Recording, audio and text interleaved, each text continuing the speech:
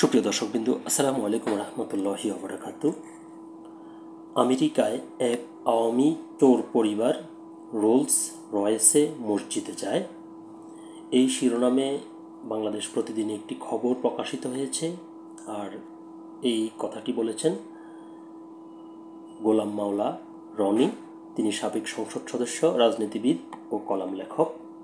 খবরটির বিস্তারিত বলা হয়েছে, আমেরিকায় এক আওয়ামী চোর পরিবার রোলস রয়েসে মসজিদে যায় বলে মন্তব্য করেছেন সাবেক সংসদ সদস্য, রাজনীতিবিদ ও কলাম লেখক গোলাম মাওলা রনি।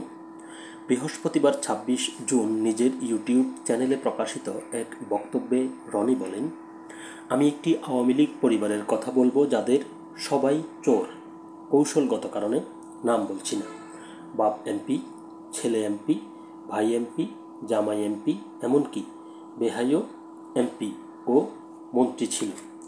তিনি বলেন, কিন্তু যেখানে যেখানে তার আত্মীয় স্বজন আছে সবাই চোর।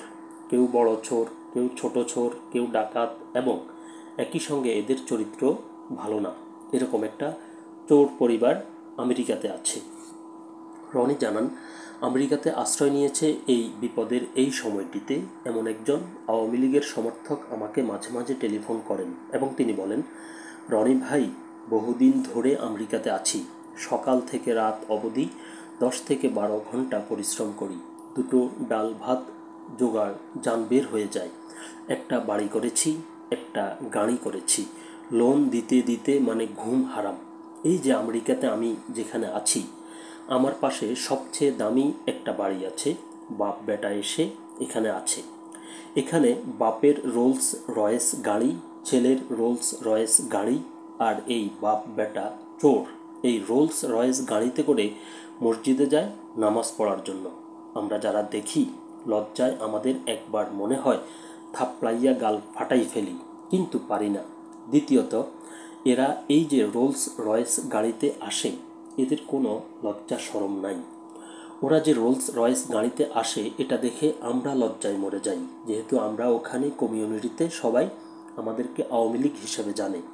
ওখানে জামায়াতের লোক আছে, তারপরে বিএনপির লোক আছে, অন্যান্য দলের লোক আছে। তো আমাদেরকে খোঁটা দেয় যে এই দেখো তোমাদের চোর ফ্যামিলি বা চোর আসছে, ওই দেখো ওই বাড়িতে থাকে চোরের বাড়ি।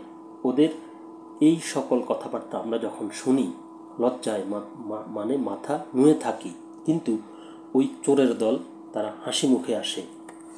রনি বলেন, আমি ওই চোর ফ্যামিলিটাকে খুব ঘনিষ্ঠভাবে চিনি। রাজনীতি তাদের ব্যবসা, তারা জনগণের টাকা মারছে। তারা অনেক বড় বড় মানুষের টাকা মেরেছে। সব জায়গাতে তারা এই চোরতন্ত্র প্রতিষ্ঠা করেছে এবং রাষ্ট্র ক্ষমতাকে ব্যবহার করার জন্য তারা পরিবারতন্ত্রকে যেভাবে ব্যবহার করেছে এটা বিরল। তো এই পরিবারকে আসলে নাম ঠিকানা বা বিস্তারিত পরিচয় তিনি প্রকাশ করেননি, এতটুকুই বলেছেন। তো সকলে ভালো থাকবেন, সুস্থ থাকবেন। আল্লাহ হাফেজ।